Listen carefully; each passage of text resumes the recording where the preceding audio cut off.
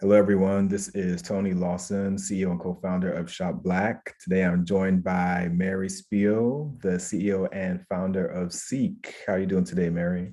Wonderful, wonderful. And yourself? I'm doing great. Thanks for asking. So, let's tell us about yourself, your background and who you are and how you came to uh, be the founder of this interesting and innovative company. Sure, definitely. So I'm Mary Spio. I created CEEK VR, but it goes way back. I was born in New York, but my parents are from Ghana. So I remember growing up and, during a very peculiar time and depending on TV, right, to be entertained, to learn about the world around us and seeing program on space exploration. And it just really caught my attention. For some reason, it resonated with me so deeply because I felt like, wow, these are people that are actually walking on the moon and doing all these different things. So I followed that curiosity just from watching this black and white television. And then fast forward years later, I'm at Facebook, I'm trying on the Oculus, and I get the chance to be on the moon, which throws me back to that documentary. And I thought, wow, if just watching television could inspire me to become a deep space scientist, imagine what we could do with this thing, this virtual reality headset, when people can walk on the moon, when you don't have to imagine, you can actually do things that you can only dream of. And so that was my first invitation, if you will, to really want to do something with, virtual reality. But before that, like I said, I became a deep space scientist. So I was building satellites. I also worked on technology that allows movies to be distributed, which were used by Lucasfilms, and the entire movie industry pretty much sold technology patents to Boeing. And so that was a streaming technology of a satellite, which I wanted to make accessible. I wanted to see the type of movies that I just couldn't find anywhere else. So I thought, wow, if I create a technology that makes it easy and cheaper for people to distribute movies to theaters, maybe I can get to see more movies. Well, that didn't happen. And so after building the digital cinema technology, I created an online video platform, again, with the goal or the mission of making content distribution accessible by everyone. And then it's kind of evolved, it was used by radio stations, Tribune News Company, MS, what you see today with Ebro and Apple and all the morning shows that you see today, their genesis starts with the VR, with the online video platform that I created that was used by all these radio stations. Yeah. So how do you, I guess, taking advantage of the fact that you created that, you patented it also, correct? Yes, I patented it. Yes. Okay. So anytime they use it, you benefit from that usage in one way or the other, or how does that? I sold the patent. So the streaming technology patents I sold to the Boeing company. At that time, to create such a technology, first and foremost, there is no way I could have done that on my own.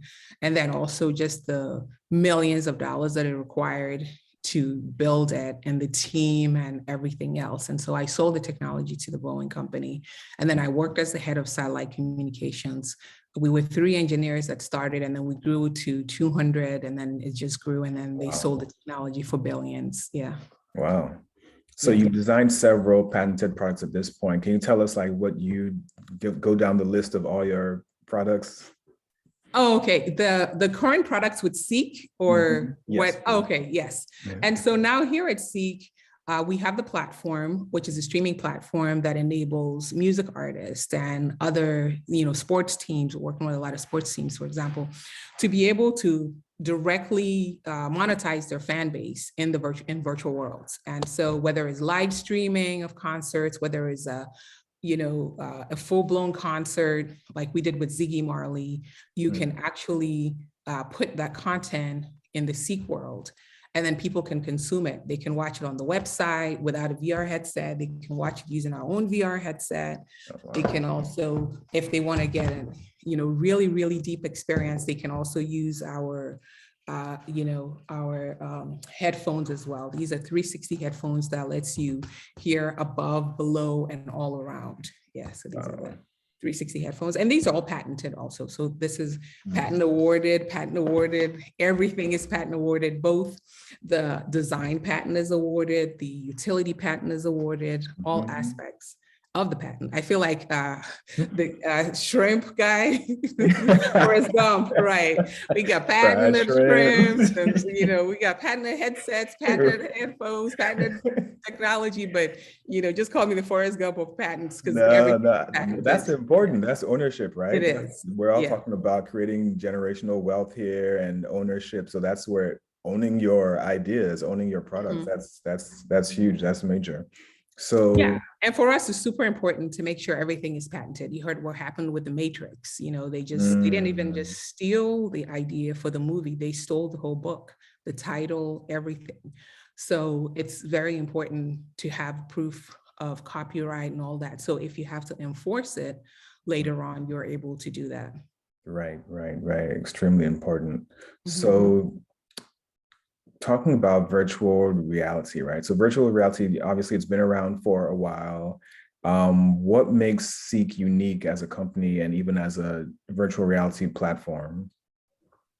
So even though virtual reality has been around for a while, it hasn't been around in this form because early on when people were talking about, virtual reality, like back in the Matrix, the technology just didn't exist the way it does to be able to consume it, for the average consumer to be able to access it.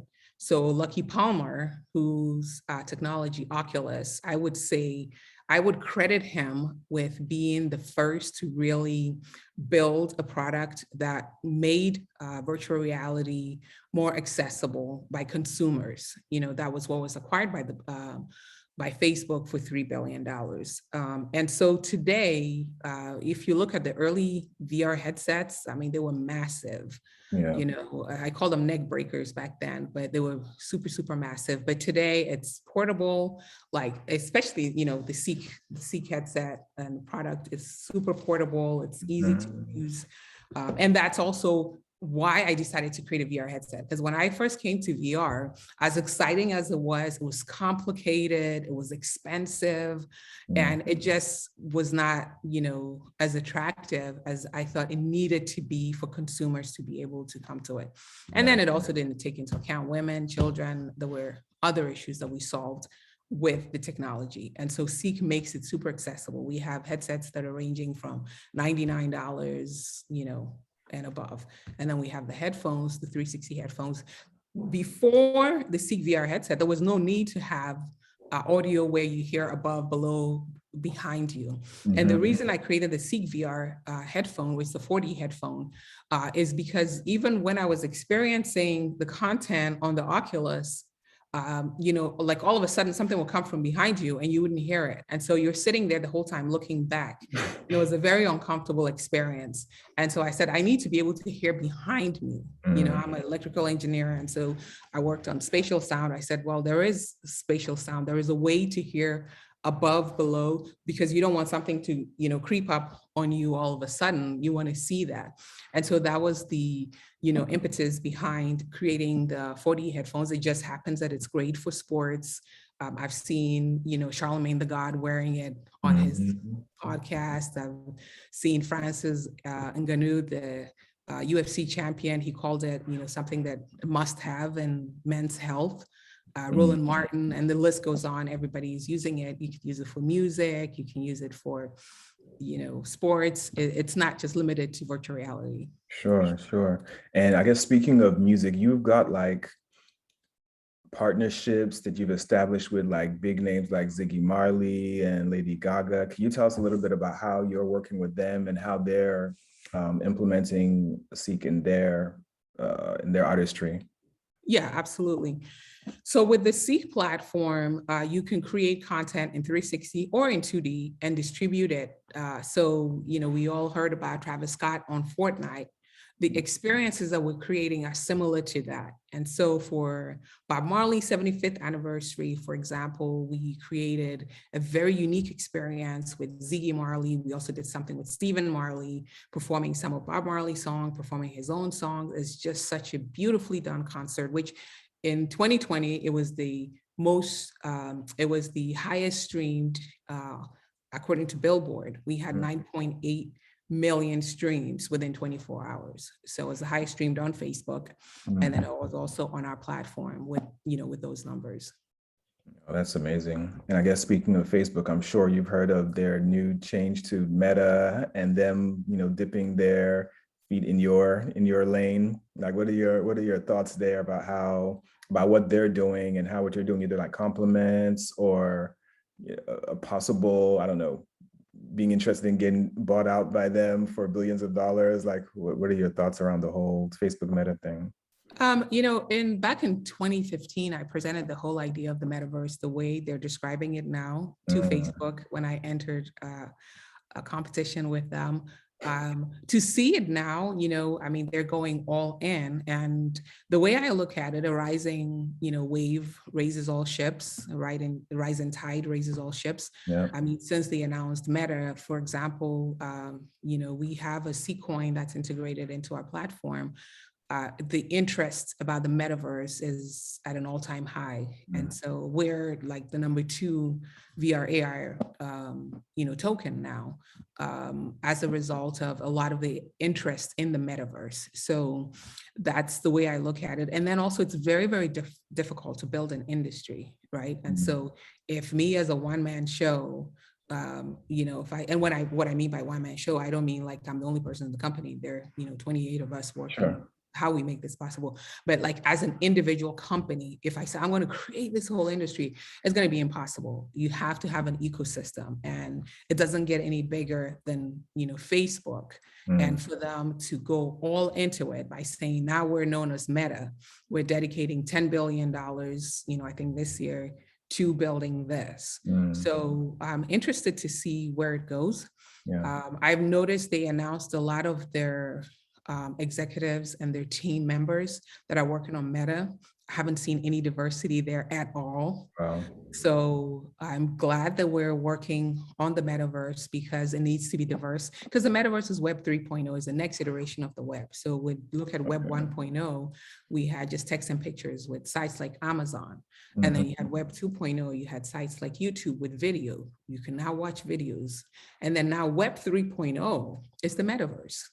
And it's this interconnected world, right? So it's just the internet, but you have the ability like to walk through somebody's door because it's all 3D. It's the 3D web. So Web 3.0, that's basically what it is. And to build Web 3.0, for me, super important. It needs to be accessible. And the reason why cryptocurrencies come into effect is because when you're in a 3D world, in the virtual world, it's very difficult to have to pull out cash, pull out a card. But with the cryptocurrencies, it's in your wallet and you can transact very easily. You can also track everything. And the feature of the 3D web is going to be accountability, the ability to track everything. So if I sell a piece of art to you, you're going to be able to track it. I'm going to be able to tell where it originated. If you're inside of, let's say, the CEEK VR world and you see a piece of art, you can actually buy that. And now we have an immutable record that said you bought this in the CEEK VR world. So that's basically what the metaverse is. And if you look at, what I presented back in 2015 and what we're doing now, it is really just a vision unfolding. So I'm super excited. Facebook early on also invested in CEEK. So it's— You said Facebook did? Yes, they did. Oh, okay. Yeah, they invested development capital in CEEK, which helped us build a big part of what we did early on. And we're working with them. I mean, we've worked with them since the beginning, and, we look forward to continuing to, to work with them. Sure. And I think it's super important because you see no diversity and we're like, no, we should not be building Web 3.0, in a homogenized, pasteurized way. Let's make sure that we get some diversity in there. No, that makes perfect sense. And you mentioned, cryptocurrency and your own coin and how that could be used. Tell us more about the CEEK coin and how cryptocurrency's role in the economy and also in Black financial freedom in the CEEK world and any other world that exists. Absolutely. So when you think of games such as Fortnite, Roblox, and for most parents, we know that when our kids go into these games, they buy coins that they use to play. The difference between a lot of the cryptocurrencies and these coins that they're buying is that if you buy V-Bucks on Fortnite and you use it, that's it. You could buy skins, you could buy clothes, you could buy, weapons, whatever you want to buy. The same thing with Roblox. You buy Robux. So if I spend $3,000 and I outgrow the game and I don't want to do anything with it, you just lost all that money. The difference with crypto tokens is the fact that any and everything that you buy inside of CEEK is tracked on the blockchain. So if you decide later on that you don't want, whether it's a shirt or art or whatever it is, you don't want it anymore, you want to be able to sell it to someone, you're able to do that.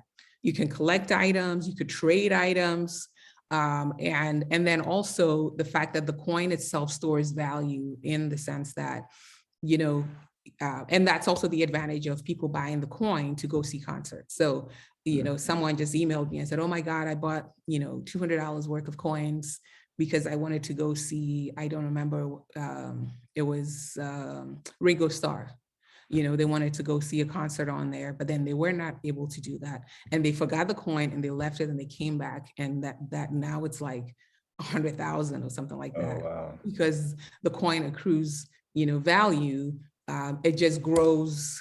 It's like a living thing. It grows. So that's the difference, and so for some people, they're buying coins as a way to really, and we're in a time like we've never been before, because we haven't been in this moment before, where we have these cryptocurrencies and you see what's happening with Ethereum and everybody knows about Bitcoin, but there are other coins such as Ethereum that are growing like crazy. Beginning of the year, I think it was at under $2,000, and now it's worth $4,400 the last time I checked.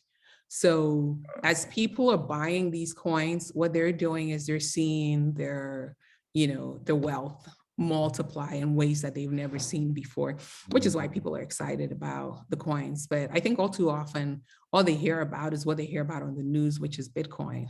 And Bitcoin, I mean, is it going to go to 100,000? Is it going to 200,000? And if it goes to 100,000, how much can you buy of Bitcoin, right? Some people are buying fractionally and all that. But I think that they're seeing the biggest gains when they're looking at alternate coins or alternate tokens, Right. and, and they're buying that, and then they're building value in that way.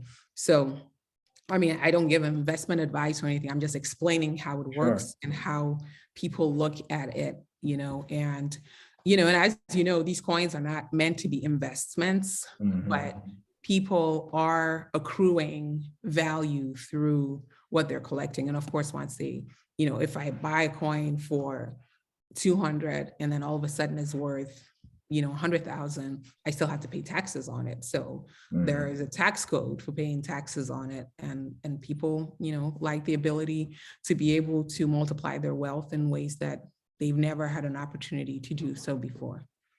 And it seems like it's fairly easy, and correct me if I'm wrong, fairly easy to create a coin, but the difference between certain coins is what value is behind that coin. What does it do? What is the utility? So could you kind of like, I guess, briefly explain, okay, what is the difference between a coin that actually increases in value and is worth something, and one that's just doing so, going up in price just based off of hype or internet or whatever it is? Yeah, and so, there are a lot of coins that are just going off hype, right? And you hear like, oh, Elon Musk mentioned Dogecoin and now it's worth 39 billion.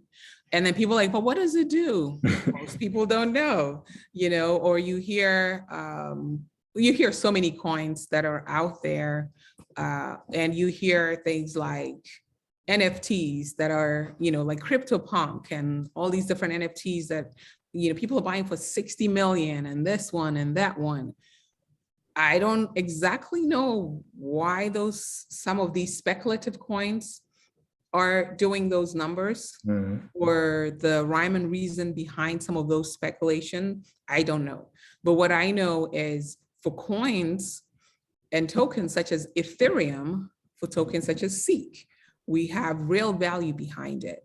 And for example, with the CEEK coin, what we do with that is every single time the CEEK token is used, we're tracking the usage of content.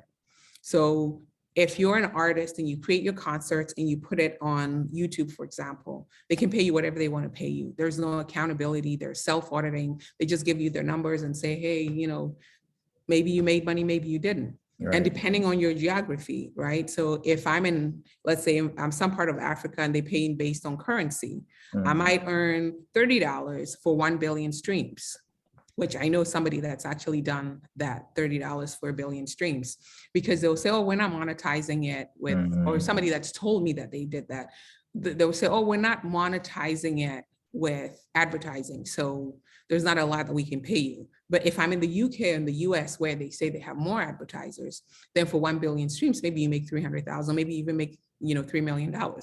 So the disparity is so vast. And artists want to know what goes into this massive disparity, you know, and what that means is depending on your geography, it's also going to impact your ability to earn. But when you're getting paid with a coin, you know, with a token, it doesn't matter where you're located. If I'm in Tanzania, I get 1 CEEK. If I'm in US, I get 1 CEEK. So if an artist in Ghana gets paid 5,000 CEEK and an artist in the US or UK gets paid 5,000 CEEK as well, and the value of CEEK, let's say, is at $10, both of them got paid $50,000. Right.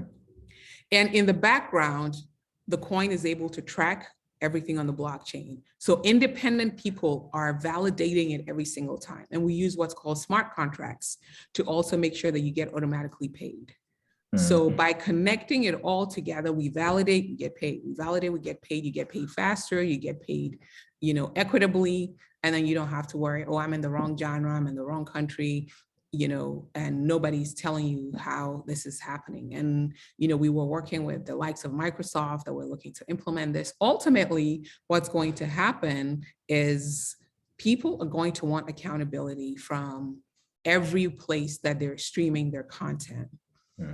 Because when there is the ability to tell them how it was consumed, how much was consumed, and most importantly, for them to be paid automatically for that, then, you know, it has to be implemented everywhere. So realistically, the same way that we're using Ethereum to validate that, we've built in the coin to where a YouTube can then use the CEEK coin in the background to make sure that they're validating. So that means that they have to keep buying the CEEK coin. They have to keep buying CEEK coin to validate it.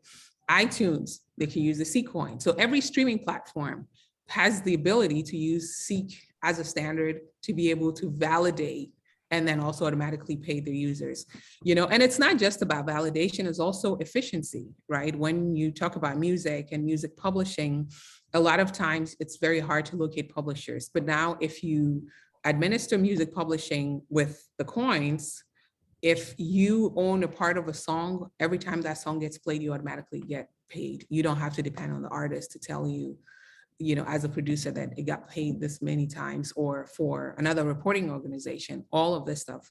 So as you can see, that's a feature of Web 3.0. Things are going to be more efficient, more transparent, more secure. And that's why cryptocurrencies come in. And so you hear about smart contracts and all of that. And there's just a supply and demand right there. So if artists on our platform are streaming 1 billion streams a day or 1 billion streams a month, and there's only 1 billion coins, that means that they're going to be a demand for more coins than, you know, what we're able to put out there. And so the value just increases based on use and utility, right? We're a utility token. So the value increases based on utility. And so more artists we bring, the more, you know, content, the more utility that we bring, it, you know, the value increases. That's interesting. And I'm wondering, in your conversations with the artists that join the platform, is there any type of, like, are there obstacles or learning curves when it comes to explaining this technology to them? Because it's like, it's been around, but it's still kind of like new. And even I'm still trying to wrap my head around all things crypto and smart contracts. So with artists who are usually like focused on their art and, you know, that's kind of their thing, how has it been explaining to them the benefits of what you're offering with CEEK and your platform? The thing that we've done is we've made it super, super easy. right? And that's the great technology or technological innovation is supposed to make it so simple. When you think about YouTube and uploading content to YouTube, if somebody said to you that they're going to build YouTube and they're like, oh, we're going to use bandwidth efficient modulation and we're going to, you'd be like, what? You're going to do what? No, you're right. So there's a lot of technology behind everything that you see today. So you get on the app, you know, upload your content, or we create the content together with you. All you see is you could see how many tokens you're earning. You don't have to do anything. If you want, you can cash out your tokens and you get paid cash. So you see the USD value to the coin in there. Okay, I want to get paid cash. You take it out. If I'm in a place where maybe I don't have PayPal, or, you know, the wires take forever to receive, or the conversion, you know, causes too many fees, and you're like, okay, I just want to take the tokens, then you can just collect that. And a lot of times the fastest learning happens when it has to do with money. Yeah, of course. When it's people's money, they're gonna take the time. They're like, okay, these tokens, how do I change them? How do I get my money out? Yeah. So they figure it out, you know, but we explain it and we've made it super, super, super simple for you to be able to have the option to get paid in cash or tokens. And, you know, there's a dashboard that automates everything. So you're constantly seeing it in, you know, both CEEK and in dollars. That's interesting. And I know like one of the festivals that you have coming up that you're involved in is the Black In Festival that's produced by Kwame Anku.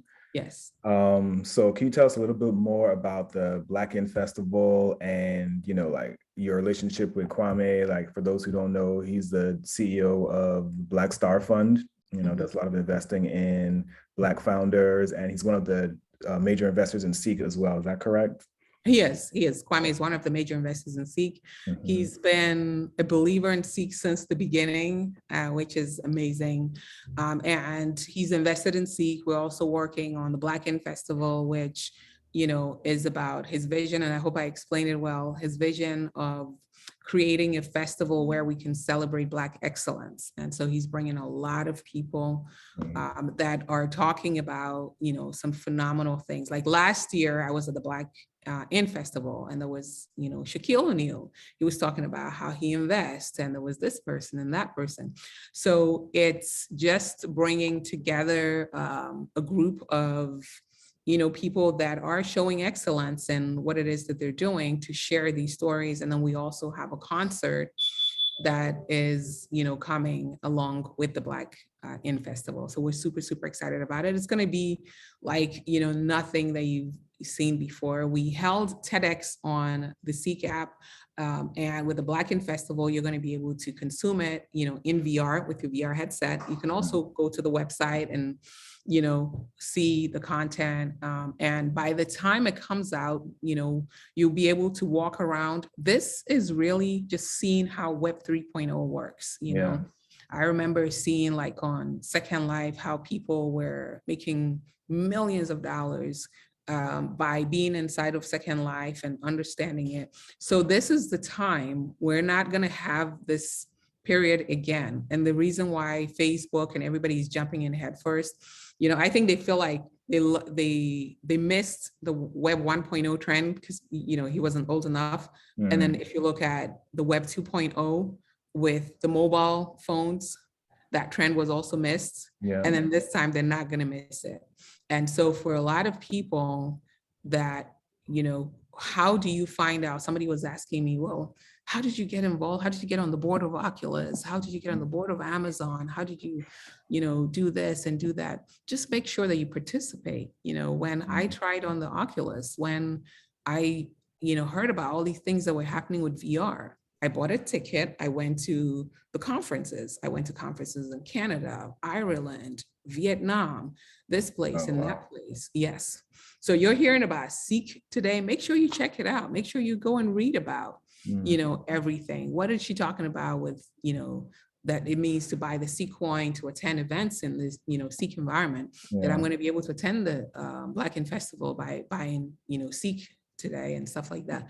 So Right. it's just about being there, right? It's just about being there, because you're going to have great ideas just by looking at different things, to be able to go do something of your, on your own too. Buy the VR headset, buy the VR headphone, listen to it. Because if you're not a user of something, it's very, very difficult to innovate when Right. you're not passionate about it, when you haven't tried it and you're like, oh, okay, I'm going to go. No, invest in it, because that's investing in yourself. Invest in buying a VR headset, invest in buying a VR headphone, invest in a subscription, and it'll be great because, you're supporting somebody that's doing, something great for the community, but it's also investing in yourself. Yeah. So, because I invested in all these things that today I'm, building myself as well. And I guess a couple of things. So like with the Black Inn Festival, the attendees also get like a free trial access to the CEEK platform. So what I can actually envision going on there is people attending and then all these ideas being sparked from that. Because like you said, it's like you don't really know until you tried it out. So someone might try for the first time that, oh, I could flip this in this way, or I could hold some type of event that way, and then it just turns into a whole ecosystem or world of other ideas and imagination coming to life. Exactly. That's exactly it. No, that's amazing. So what other content or updates are in the pipeline that you can share? What's going on? What's in developments? Oh, so we're working with some massive Latin artists. I'm super excited about that. So we have those announcements coming. We have the Ziggy Marley concert that's on there, the Stephen Marley concert that's on there. We've done some stuff with Quavo. We also have a wellness, and that's also something that in 2022, we're going to focus a whole lot more on wellness, especially from a Black woman's perspective. That's interesting. To be able to have a place to, plug in, just to plug out, right? Because we've seen that a lot of nurses and a lot of frontline workers are using our app. We have what's called a chill space, and they're using that to just chill for a second, to woosah and get back to the rest of their life. And so we want to really expand on that. And, I looked around, I don't see a lot of people, that look like me that are offering like yoga and wellness and this. So that's just a place, a space that I want to be able to explore from a very unique perspective with, others that are looking for that similar type content. And then, we have fitness and other things. It's not just for Black women, it's for Black men too. So in addition to the concerts, and, we're looking at a lot more concerts, but the wellness and fitness perspective is something that we're going to be bringing a whole lot more on the platform as well. No, so that's definitely woosah on a whole new level. Cause it's like, I guess people can listen to like subliminal, like meditation through like the regular headset, but this is now you're like seeing, you're hearing it in 4D behind, like 360. All around, yes. That's like a spa, like in your house, pretty much. It is.